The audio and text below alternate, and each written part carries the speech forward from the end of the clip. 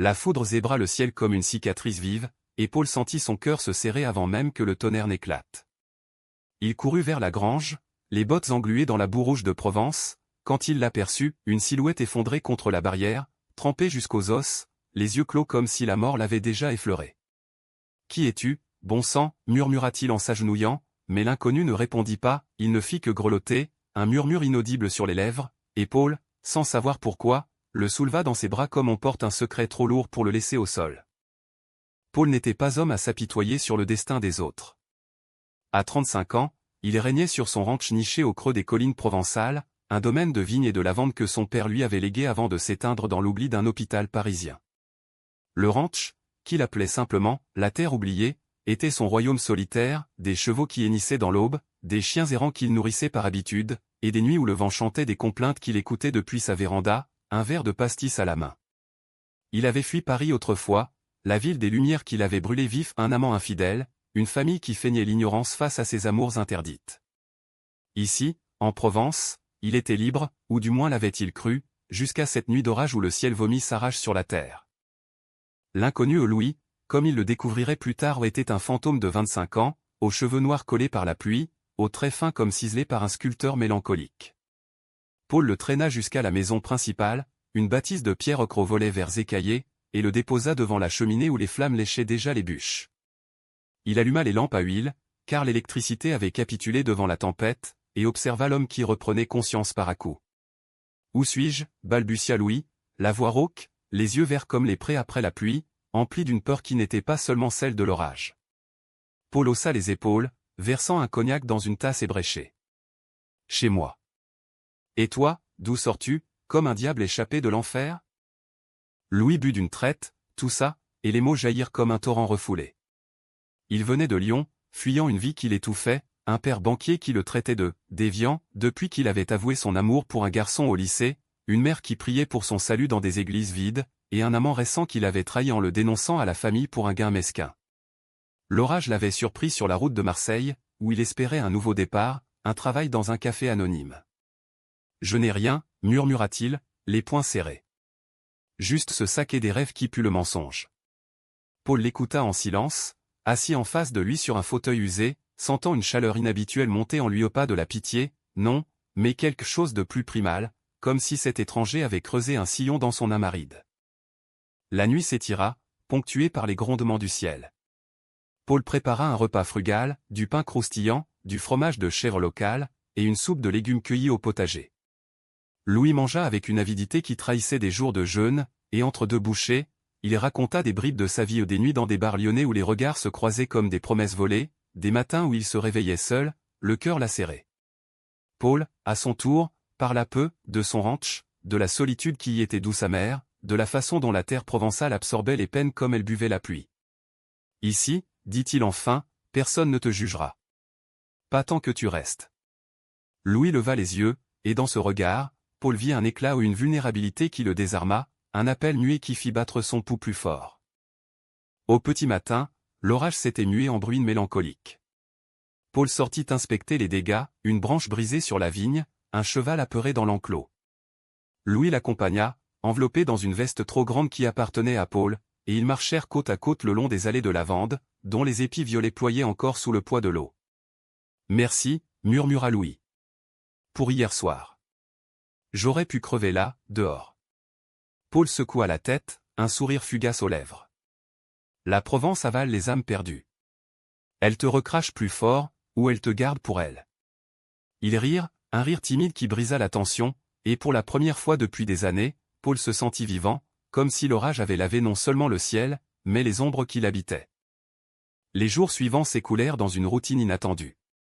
Louis insista pour aider, il réparait les clôtures avec une dextérité surprenante, apprenait à traire les chèvres sous l'œil amusé de Paul, et le soir, ils partageaient des dîners sur la terrasse, sous un ciel étoilé qui semblait conspirer pour eux. Paul observait Louis en secret, la courbe de son cou quand il riait, la façon dont ses mains fines saisissaient une fourche avec une grâce presque féminine. Lui-même, avec ses épaules larges et ses cicatrices de travailleur, se sentait maladroit en comparaison, un colosse provençal face à un elfe lyonnais.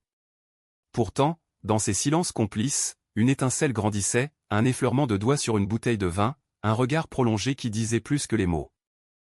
Mais la Provence n'était pas un paradis sans serpents. Un soir, alors que le Mistral se levait, apportant avec lui l'odeur salée de la Méditerranée, Louis reçut un appel sur son vieux téléphone. Paul, occupé à la cuisine, n'entendit que des bribes. « Non, père, je ne reviendrai pas », la voix de Louis se brisa, et quand il raccrocha, ses yeux étaient rougis. « Ils m'ont trouvé », avoua-t-il plus tard, assis sur les marches de la véranda. « Mon frère, le préféré. Il veut que je rentre, que je guérisse. » Paul posa une main sur son épaule, un geste hésitant qui s'attarda trop longtemps. « Et toi, qu'est-ce que tu veux ?» Louis tourna la tête, leur visage si proche que Paul sentit son souffle. « Toi, peut-être. Ou au moins, cette paix que tu portes comme une armure. » Ce fut leur premier baiser, impulsif, sous le vent qui hurlait comme un avertissement. Les lèvres de Louis étaient douces, salées de larmes, et Paul y plongea avec une faim qu'il n'avait pas sentie depuis des lustres. Ils s'embrassèrent comme des affamés, les corps pressés l'un contre l'autre, ignorant le froid qui mordait leur peau. Quand ils se séparèrent, essoufflés, Louis murmura « C'est de la folie. On se connaît à peine. » Paul rit doucement, effleurant sa joue. « La vie est une folie, petit. » Et ici, on l'embrasse à pleine bouche. Pourtant, au fond de lui, Paul savait que les ombres de Louis n'avaient pas disparu. Le ranch, avec ses champs infinis et ses nuits étoilées, offrait un répit, mais pas un rempart éternel. Et tandis que leur idylle naissante fleurissait comme la lavande en juin, un orage plus sombre se profilait, un orage fait de mensonges et de trahisons, prêt à tout balayer. Les semaines s'enchaînèrent en un ballet de tendresse et de labeur, où le ranch devint le théâtre d'une passion naissante. Paul et Louis se découvraient dans les moindres gestes. Le matin, quand Louis cueillait les figues mûres pour leur petit déjeuner, ses doigts tachés de jus sucré que Paul léchait avec un sourire espiègle. L'après-midi, lors des chevauchées à travers les collines, où ils galopaient côte à côte, le vent fouettant leur rire. Paul, qui avait toujours vu l'amour comme un feu de paille, se surprenait à anticiper le retour de Louis des Champs, à composer mentalement des mots qu'il n'osait pas encore dire. « Tu m'as ensorcelé », avoua-t-il un jour, alors qu'il réparait un muret en pierre sèche. Comme un sort jeté par ces vieilles sorcières provençales. Louis, de son côté, s'épanouissait sous ce regard bienveillant. À Lyon, l'amour avait été un combat, des rendez-vous volés dans des ruelles sombres, des cœurs brisés par des amants qui fuyaient la lumière du jour. Ici, avec Paul, c'était différent, une romance à la française, lente et sensuelle, imprégnée de l'odeur de la terre et du vin. Ils faisaient l'amour pour la première fois sous un olivier centenaire, au crépuscule, quand le soleil peignait le ciel en ocre et pourpre. Les corps s'entrelacèrent avec une urgence contenue, des murmures en français ancien, « Mon amour, ne pars jamais », qui scellaient un pacte invisible. Louis, allongé contre la poitrine de Paul, écoutait les battements de son cœur comme une berceuse, se demandant si le bonheur pouvait être si simple, si pur. Mais la simplicité est le piège des âmes amoureuses. Un matin doux, torride et lourd, un visiteur inattendu franchit les grilles du ranch. C'était Marc, le frère aîné de Louis, un homme au costume impeccable qui détonnait parmi les cyprès tordus. Il descendit de sa berline noire, lunettes de soleil masquant un regard calculateur, et Paul, alerté par les chiens qui aboyaient, s'approcha avec méfiance. « Je cherche mon frère », déclara Marc d'une voix suave, comme un avocat dans un tribunal. « Louis. On m'a dit qu'il était ici. » Paul croisa les bras, son corps massif formant un rempart. « Et si je dis que je ne l'ai pas vu ?» Marc sourit, un rictus sans joie. « Écoutez, monsieur. Je ne suis pas là pour causer des ennuis. La famille s'inquiète. Père est malade, et Louis est son préféré, malgré tout. Malgré tout. » Ces mots résonnèrent comme un coup près.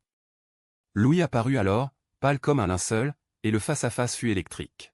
« Qu'est-ce que tu fous ici, Marc » siffla-t-il, les poings serrés. Son frère haussa les épaules, sortant une enveloppe de sa poche. « Père veut te voir. Il a un chèque pour toi, assez pour recommencer à zéro, loin de tes erreurs. Et il effacera le passé, si tu promets de te racheter. » Louis déchira l'enveloppe sans l'ouvrir, les billets voletant comme des feuilles mortes. « Dis-lui que je suis déjà racheté. Par un homme qui m'aime sans condition. » Marc jeta un regard dégoûté à Paul, qui se tenait immobile, une faux à la main comme un paysan prêt à la moisson. « Un paysan ? Vraiment, Louis ? Tu vaux mieux que ça. Reviens, et je t'arrangerai un vrai travail à Paris. » Paul sentit la rage monter, un volcan provençal qui bouillonnait sous sa peau tannée. Il s'avança, la voix basse et menaçante, « Sortez de chez moi, avant que je ne vous montre ce que vaut un vrai travail. Marc recula, mais pas sans lâcher une dernière flèche, réfléchit, petit frère.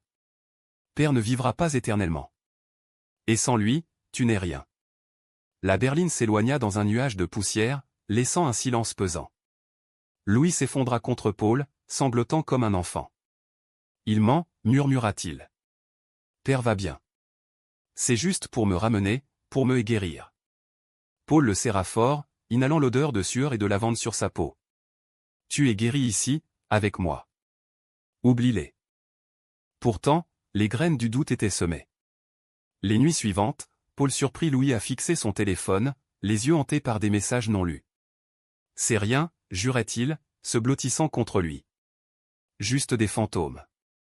Mais Paul, avec son instinct de rancher habitué aux tempêtes, sentait le vent tourner. Il décida de renforcer leur bulle, il organisa une fête improvisée pour les vendanges, invitant les voisins des vignerons burinés, des veuves joyeuses qui dansaient au son d'un accordéon. Louis, vêtu d'une chemise blanche ouverte sur son torse allé, rayonnait au milieu de la foule, et Paul le regardait avec une fierté possessive, comme si ce garçon était le fruit le plus précieux de sa terre. La soirée culmina sous les guirlandes de lumière, quand ils s'éclipsèrent vers la grange pour un moment volé. Là, sur un lit de foin parfumé, ils s'aimèrent avec une ferveur renouvelée, les corps luisants de sueur, les gémissements étouffés par les rires des danseurs lointains. « Je t'aime, Paul », souffla Louis, ses doigts traçant des arabesques sur le dos de son amant. Plus que la liberté, plus que la vie. Paul, le cœur gonflé, répondit par un baiser profond, scellant ce serment dans la chair. Mais au matin, quand il trouva Louis endormi, paisible, il ne put s'empêcher de se demander, et si Marc avait raison? Et si Louis, ce papillon lyonnais, s'ennuyait déjà des lumières de la ville? Le doute s'insinua comme le mildiou sur les vignes, subtil et vorace. Paul se mit à travailler plus dur, à réparer des choses inutiles, à éviter les silences trop lourds. Louis, sentant la distance, redoubla d'affection, des petits déjeuners au lit, des promenades main dans la main où il cueillait des fleurs sauvages pour orner la table. « On est bien ici, non » demandait-il, les yeux suppliants. Paul hochait la tête, mais intérieurement, une voix murmurait, « Il partira. » Ils partent tous. Son propre passé ressurgissait de cet amant parisien, Julien, qu'il avait quitté pour un acteur en vogue, emportant avec lui non seulement son cœur, mais aussi une partie de l'héritage familial en dette cachée. Paul avait juré de ne plus jamais s'attacher, et voilà que Louis avait fissuré cette armure. Un après-midi pluvieux, alors qu'il rentrait des champs, trempé comme lors de leur première nuit, Louis s'arrêta net sous un chêne centenaire. « Paul, il faut que je te dise quelque chose. » Son ton était grave, et Paul sentit son estomac se nouer. « Quoi ?» Louis prit une profonde inspiration, les gouttes perlant sur ses cils. « Marc m'a recontacté. Pas pour Père ou pour lui. Il sait pour nous. Et il menace de tout dire à la famille, à tout le monde à Lyon, si je ne rentre pas. » Paul blêmit, la pluie masquant ses larmes de rage. « Et alors ? Qu'il parle. On s'en fout. » Mais Louis secoua la tête, les yeux baissés. « Pas moi. Pas encore. J'ai peur, Paul. Peur de tout perdre toi, moi, nous. » Ce soir-là, pour la première fois, ils se disputèrent. Paul, blessé dans son orgueil, accusa Louis de faiblesse, « Tu vas le laisser gagner ? Après tout ça ?» Louis riposta, la voix tremblante, « Et toi, tu vis dans ta tour d'ivoire provençale, sans jamais affronter le monde. Moi, j'ai fui, oui, mais j'ai pas ton ranch pour me cacher. » Les mots volèrent comme des éclats de verre, et ils s'endormirent dos à dos, le silence plus orageux que n'importe quel ciel. Au matin, Louis s'excusa avec des baisers, et la paix revint, fragile comme un arc-en-ciel. Mais la fissure était là, attendant le prochain coup de vent. Bientôt, l'automne colora les collines en roux et or, et avec lui vint une lettre de Lyon, cachetée d'un sceau familial. Louis la lut en secret, le visage décomposé, et Paul, qui l'avait surprise, sentit le sol se dérober. « Qu'est-ce que c'est » demanda-t-il, la voix rauque. Louis hésita, puis tendit l'enveloppe, une invitation au chevet du père, mourant pour de bon cette fois, avec une clause implicite « rentrer » ou perdre l'héritage. « C'est du chantage » cracha Paul. « Ne va pas, mais Louis, déchiré, murmura, « Et si c'était ma dernière chance de clore ce chapitre ? Juste une visite, Paul. Pour dire adieu. » Paul accepta, à contre-cœur, mais le baiser qu'ils échangèrent ce soir-là fut teinté d'amertume, comme un vin tourné. Il ignorait encore que ce voyage serait le début de la trahison, pas celle de Louis, mais d'un allié inattendu, tapi dans l'ombre du ranch même. L'automne provençal est un traître, il drape les vignes de pourpre et d'or, mais sous cette beauté, le froid s'installe comme un amant jaloux. Paul accompagna Louis jusqu'à la gare d'Avignon, la TGV filant vers Lyon comme un serpent d'acier. Une semaine, maximum, promit Louis, serrant Paul dans une étreinte qui sentait le laurier et le regret. Je t'appelle tous les soirs. Paul hocha la tête, forçant un sourire, mais son cœur était un nœud de ronce. Tandis que le train s'éloignait, emportant l'homme qui avait réanimé son âme, il rentra au ranch seul, les routes sinueuses se muant en labyrinthe de souvenirs. Les premiers jours furent un supplice masqué en routine. Paul labourait les champs avec une fureur redoublée, ses muscles protestant contre cette rage sourde. Les appels de Louis arrivaient fidèlement, des chuchotements dans la nuit, des « je t'aime » murmurés depuis une chambre d'hôtel anonyme. « Père est faible », racontait-il. Il me regarde comme si j'étais un fantôme. Marc est là, bien sûr, avec son sourire de serpent. Paul écoutait, le combiné pressé contre l'oreille, imaginant Louis au milieu de cette famille de pierres froides. « Rentre vite », répondait-il. « La maison est vide sans toi. » Mais au fil des appels, une ombre grandit, des silences plus longs, des excuses pour les retards, une réunion avec l'avocat, une veillée tardive.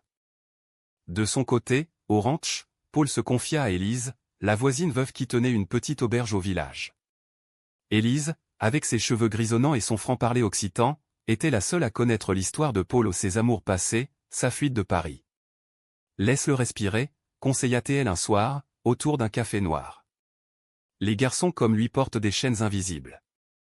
Si tu tires trop fort, tu les brises. Paul acquiesça, mais intérieurement, la jalousie le rongeait comme la rouille sur les outils. Était-ce Marc? Ce frère aux manières citadines, qui avait toujours su manipuler Louis? Ou pire, un vieil amant lyonnais rappelé par le destin? La trahison frappa sans crier gare, un soir de la 5e journée. Paul rentrait d'une foire aux bestiaux à Orange, épuisé et poussiéreux, quand il trouva une voiture inconnue garée devant la grange ou une Peugeot cabossée, immatriculée à Lyon. Son sang se glaça.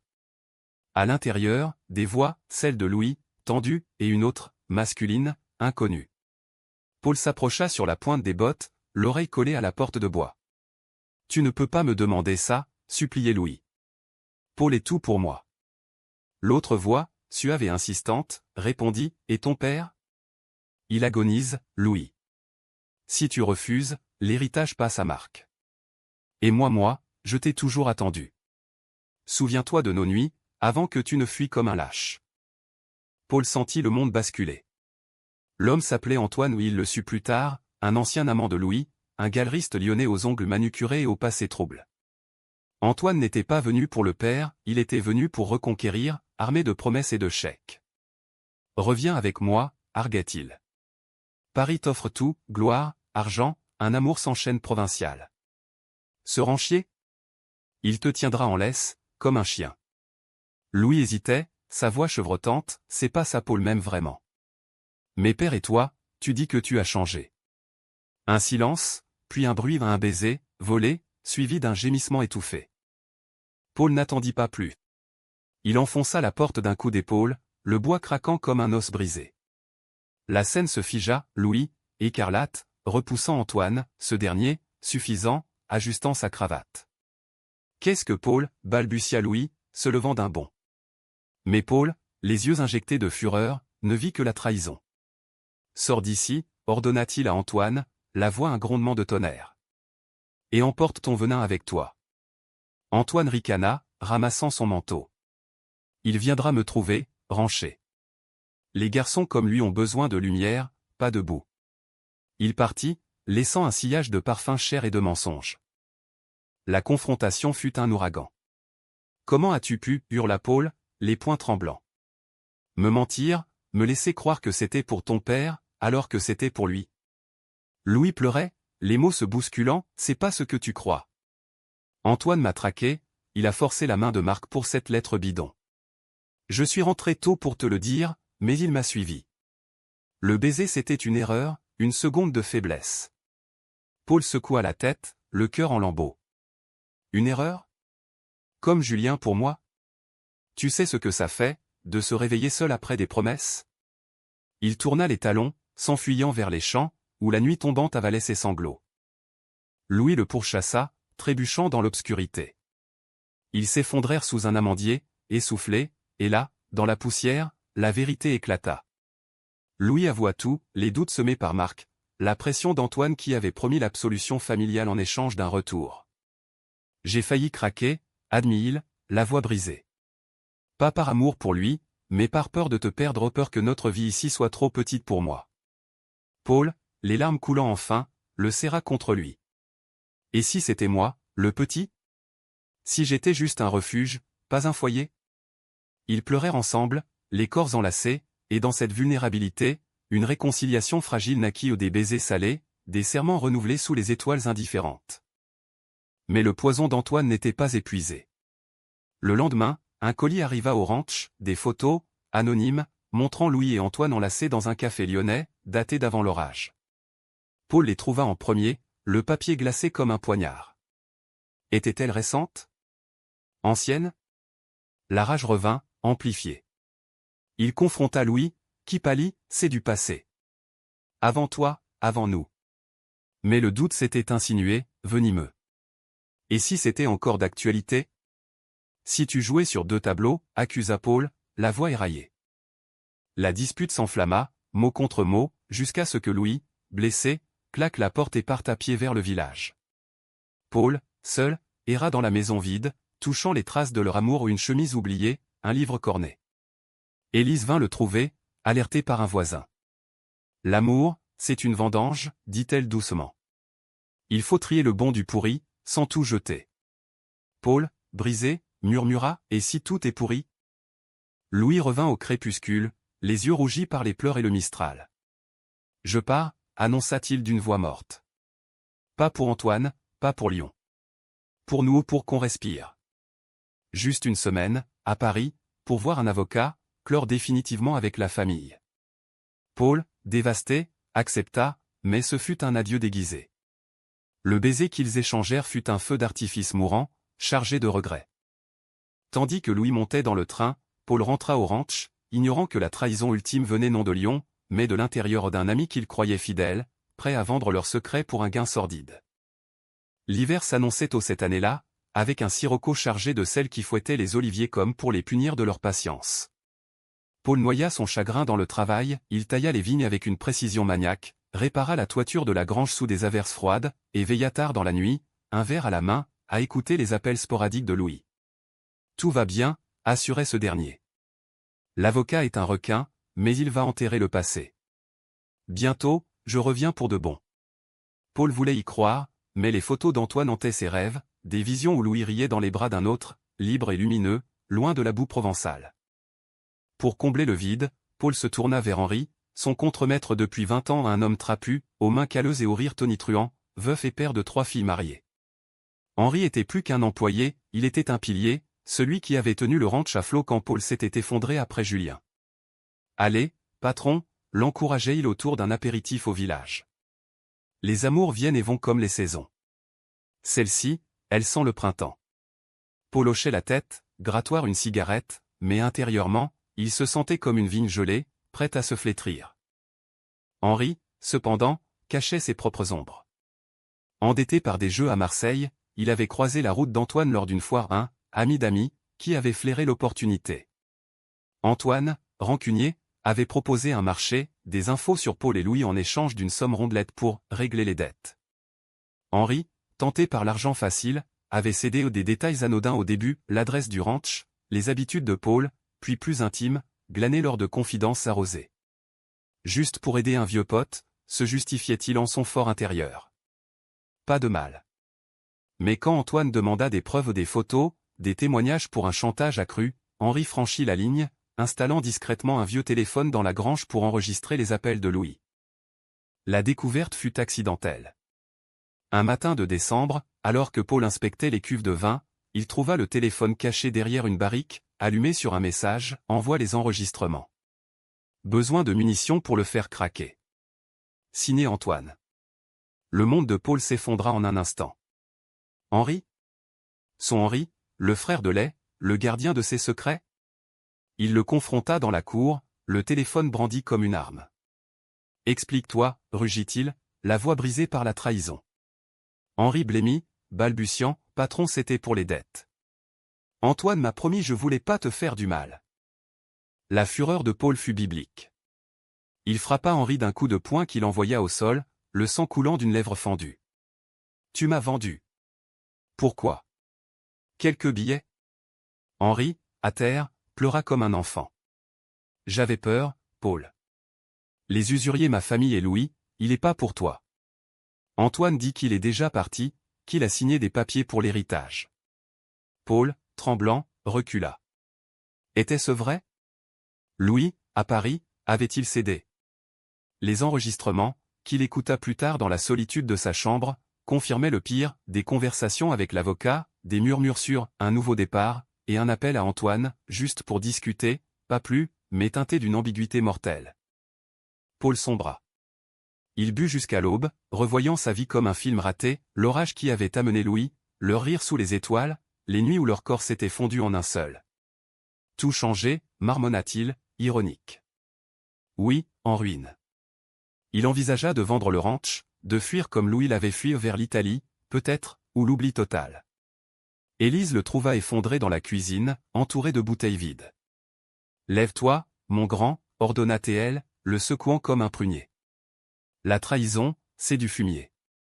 Ça enrichit la terre, si tu sais les pendre. Appelle-le.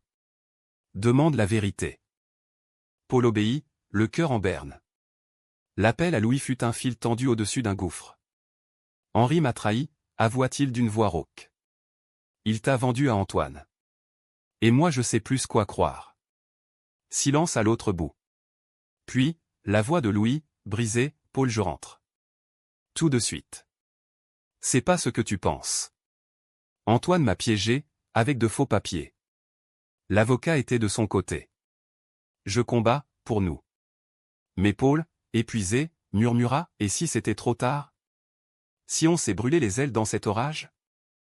Louis arriva le soir même, sous une pluie battante qui rappelait leur rencontre. Paul l'attendait sur la véranda, silhouette sombre contre la lumière chaude de la maison. Ils ne s'embrassèrent pas, ils se regardèrent, des âmes nues sous l'averse. J'ai tout perdu à Lyon, raconta Louis, dégoulinant. L'héritage, la famille marque à tout prix, avec l'aide d'Antoine. Mais je m'en fous. C'est toi que je veux. Paul, les yeux humides, tendit une main tremblante. Et Henri? Il a tout entendu, tout vendu. Louis pâlit. Alors, on le confronte. Ensemble.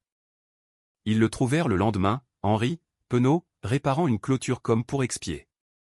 La confrontation fut cathartique, cris, larmes, aveux. J'étais faible, gémit Henri. Pardonne-moi, patron.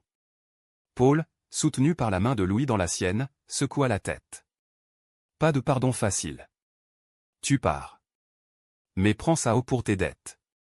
Il lui glissa une somme modeste, gagnée à la sueur de ses vignes. Henri s'en alla, tête basse, un fantôme de plus dans la brume provençale. Pourtant, la cicatrice saignait encore. Les jours suivants, Paul et Louis dansèrent une valse fragile, des dîners silencieux, des nuits où le désir luttait contre la méfiance. On recommence à zéro, proposa Louis un soir, allumant la cheminée. Paul hésita, puis acquiesça. Leur amour reprit, plus prudent, comme un feu qu'on attise avec soin. Mais le chaos traoguettait, Antoine, furieux d'avoir perdu, préparait un coup final, une lettre anonyme au village, accusant Paul de perversion, pour ruiner sa réputation, et forcer Louis à choisir. La lettre arriva un matin de gel, pliée dans la boîte aux lettres comme un serpent. Paul la lut, blême, des mensonges sur leur relation, des insinuations sur des abus. Le village, petit et bavard, s'enflamma au des regards en coin au marché, des murmures chez le boulanger. Paul, fier, ignora, mais Louis, hanté par son propre passé, craqua. C'est ma faute, sanglota Théil. Ils vont te détruire à cause de moi.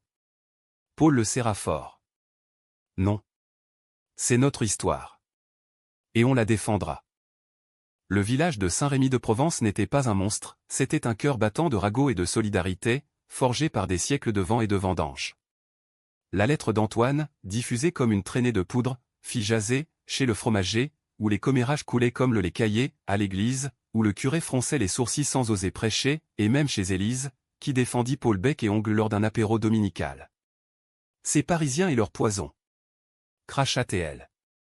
Paul est un saint, et ce Louis, un ange tombé du ciel. Laissez-les en paix.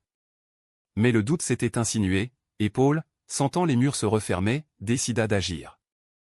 Avec Louis, ils tracèrent un plan non pas de vengeance, mais de vérité. Ils invitèrent le village entier au ranch pour une « fête de la vérité », sous prétexte d'une dégustation de vin nouveau. Les tables ployèrent sous les charcuteries, les fromages, les tartes aux figues, un accordéon pleura des airs provençaux, et les enfants coururent entre les jambes des adultes. Paul, en chemise blanche impeccable, leva son verre, ami, voisin. On dit que les orages passent, mais ils laissent des traces. La mienne s'appelle Louis. Il est arrivé dans une tempête, et il a tout changé au pas en ruine, mais en lumière. Louis, à ses côtés, parla à son tour, la voix ferme malgré les larmes, « J'ai fui la haine, trouvé l'amour. Si ça scandalise, tant pis. C'est notre vérité. » La foule, d'abord muette, applaudit. Élise fut la première à embrasser Louis, suivie d'un boulanger bourru qui offrit une miche gratuite. Les ragots s'évaporèrent comme la brume matinale, remplacés par une solidarité bourrue, typiquement provençale. Antoine, apprenant la défaite par un appel furieux de Marc, tenta un dernier assaut, il débarqua au ranch 2 jours plus tard, flanqué d'un huissier pour réclamer des preuves de diffamation. Mais Paul, prévenu, l'attendait avec un avocat local ou un renard rusé qui avait flairé le chantage. « Vos lettres sont illégales, monsieur, gronda T.L. Et nous avons les preuves enregistrements, témoignages. Un scandale à Lyon vous pend au nez. » Antoine recula, le visage cireux. Louis pour la dernière fois. Viens avec moi. On peut encore, Louis, la main dans celle de Paul, secoua la tête. Non. J'ai trouvé mon foyer. Et toi, tu n'es que l'ombre d'un regret. Antoine partit, vaincu, emportant avec lui les chaînes du passé. Marc, à Lyon, capitula dans un silence radio, le père mourut paisiblement, sans savoir que son plus jeune fils avait choisi l'amour sur l'héritage. Le printemps revint, clément et généreux, saupoudrant le ranch de fleurs sauvages. Paul et Louis, forgés par l'orage, s'épanouirent dans une romance mature, des matins paresseux où ils faisaient l'amour au soleil levant, des après-midi à planter de nouvelles vignes symboles d'un avenir enraciné. « Tu m'as abrité » murmura Louis un jour, allongé dans l'herbe, la tête sur les genoux de Paul. « Et en retour, j'ai tout changé. » Paul sourit, effleurant ses cheveux. « Oui. En mieux. En éternel. » Pourtant, la humanité de leur histoire ne résidait pas dans un happy end sans nuages. Paul, hanté par les trahisons, apprit la vulnérabilité, Louis, par le pardon. Ils adoptèrent un chien errant, baptisé Orage, et ouvrirent le ranch à d'autres âmes perdues, un refuge pour les cœurs brisés, gays ou non, où la Provence offrait non seulement abri, mais renaissance. Un soir d'été, sous un ciel constellé, Paul mit un genou à terre, une bague simple en argent ciselée à la main. « Épouse-moi, Louis. Pas pour l'Église ou la loi, mais pour nous. » Louis, les yeux brillants, accepta d'un baiser qui scella leur pacte. La vie, comme la Provence, n'était pas parfaite, des disputes pour des riens, des doutes qui ressurgissaient comme des herbes folles, mais toujours balayés par l'amour. Et quand un nouvel orage gronda, des années plus tard, ils l'affrontèrent main dans la main, riant du tonnerre comme d'un vieil ami. Car Paul l'avait abrité, et en retour, Louis avait tout changé au nom en destruction, mais en une tapisserie riche de couleurs, tissée de K-dramas, d'émotions, de romances, et d'une humanité profonde, à la française, éternelle.